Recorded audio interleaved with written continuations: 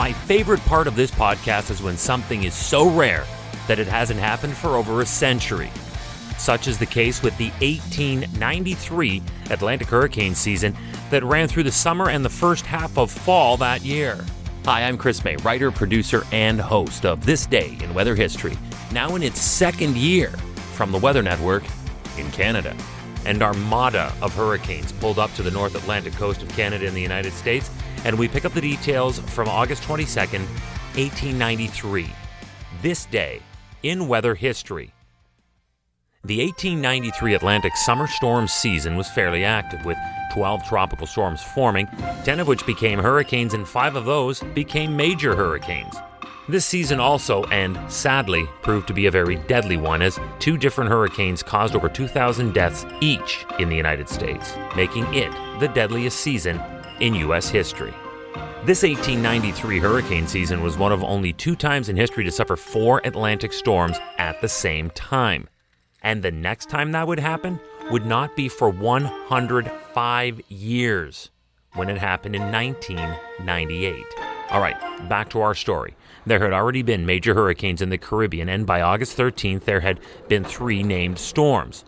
While approaching Puerto Rico on August 16th, winds increased to major hurricane status before landfall at Patillas.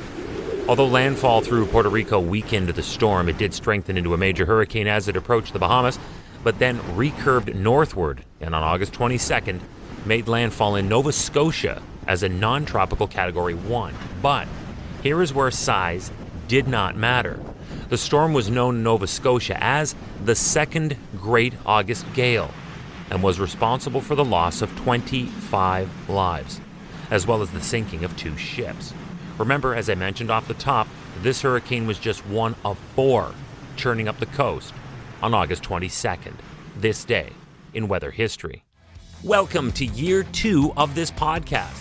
Right now, you're listening to the full version of today's story on your favorite podcast provider, but there's also the daily podcast video short. They're shot right here in my podcast recording studio, so you get that perspective, and oftentimes they will include visuals from that day's event from when it happened in weather history.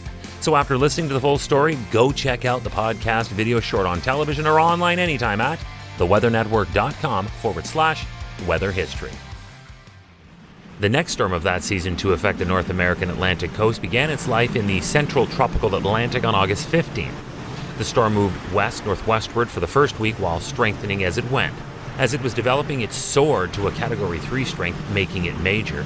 Then, although the cooler waters of the mid-Atlantic weakened the storm somewhat, it still managed to hit New York City directly with 85 mile per hour or 137 kilometer per hour hurricane force winds. And when it hit New York, it hit the history books, becoming just one of 2 hurricanes to directly hit New York throughout the entire 19th century, with the other being the 1821 Norfolk and Long Island hurricane. Another of the 4 hurricanes that was active on this same August 22nd of 1893 formed near Cape Verde on August 15th, just as the one I just mentioned. And like we just heard, this storm also moved generally westward for the first 11 days of its life, during which time it strengthened to a Category 3 hurricane. However, this time, as it approached the Bahamas, it moved more northwestward, paralleling the coast of Florida. The storm hit near Savannah, Georgia. There, it killed nearly 2,000 people, totally submerging the South Carolina barrier islands. And back to Cape Verde Islands for another round. And this storm was also one of the fateful 4 that hit on August 22nd. Beginning its life on the 20th, it moved northwestward, reaching Category 2 hurricane status on August 22nd, overnight through to the 23rd, and maintained its strength right through the 28th. This hurricane quite possibly could be one of the strongest tropical cyclones to have ever skimmed the Azores of Portugal in a century.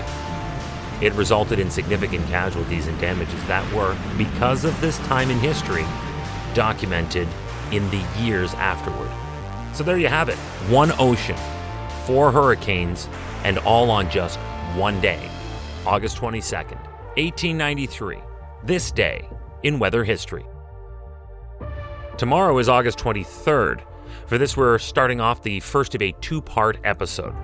I haven't done a two-parter yet because too much happens every day around the world that is caused directly or indirectly by weather and other natural phenomena. But this story is just so massive, so complex, it deserves as much perspective as our calendar will allow. On August 23rd, 2005, we heard the name Katrina for the first time. We know what happened next. This is what happened on the day it started. On this day in weather history, with me, your host, Chris May.